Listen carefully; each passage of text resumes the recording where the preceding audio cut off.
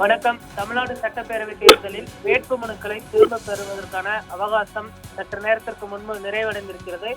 7599 பேர் வேட்புமனு தாக்கல் செய்த நிலையில் 2467 வேட்புமனுக்கள் நிராகரிக்கப்பட்டிருக்கிறது.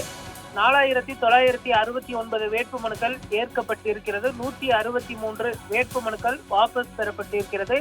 2 தாவேகா வேட்புமனுக்கள் நிராகரிக்கப்பட்டிருக்கிறது. 1 சிதம்பரம் தொகுதியில் போட்டியிட தாக்கல் செய்திருந்த வேட்பாளர் பாரி அவர்களுடைய வேட்புமனு நிராகரிக்கப்பட்டிருக்கிறது. அதே போன்று எடப்பாடி தொகுதியில் போட்டியிட வேட்புமனு தாக்கல் செய்திருந்த வேட்பாளர் அருண்குமார் அவர்கள் மாயமானதால் அவரை கண்டுபிடிக்க முடியவில்லை, அவர் போதிய ஆவணங்களை தாக்கல் செய்யவில்லை என்றும் கூறி அவருடைய வேட்புமனும் மாற்று வேட்பாளரான அவருடைய தந்தை வேட்புமனுவும் நிராகரிக்கப்பட்டிருக்கிறது.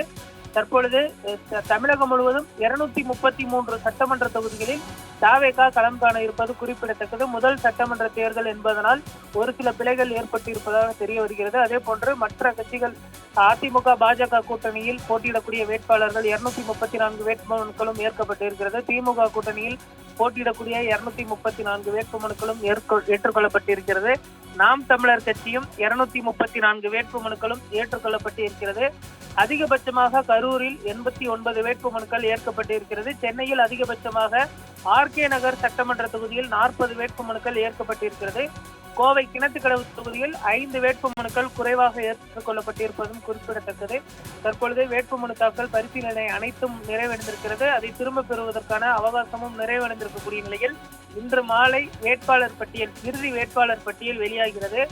அடுத்த வாரம் தபால் வாக்கு துவங்கும் என்றும் எதிர்பார்க்கப்படுகிறது. இன்று அஸ்ஸாம், பாண்டிச்சேரி, கேரளா உள்ளிட்ட மாநிலங்களில் தேர்தல் நடைபெற்று வரக்கூடிய நிலையில் அடுத்த கட்டமாக தமிழகத்தில் தேர்தல் நடைபெற இருக்கிறது. அதற்கான இறுதிக்கட்ட வேட்பாளர் பட்டியலானது இன்று மாலை அதிகாரப்பூர்வமாக வெளியாக இருப்பது குறிப்பிடத்தக்கது. நாளை முதல் தமிழகத்தில் தேர்தல் பிரச்சாரம் சூடுபிடிக்கும் என எதிர்பார்க்கப்படுகிறது.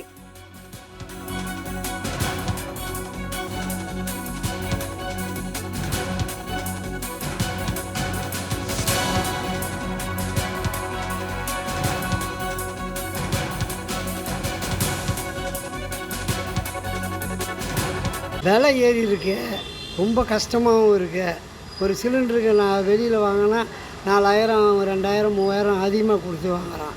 நீங்கள் பொருள் விலை ஏற்றினாலும் ஜனங்க கஷ்டப்படுறாங்க. சில ஐட்டங்கள்லாம் நிறுத்திட்டோம், ஃப்ரைட் ரைஸு அது இதெல்லாம் நிற்பாட்டியாச்சு.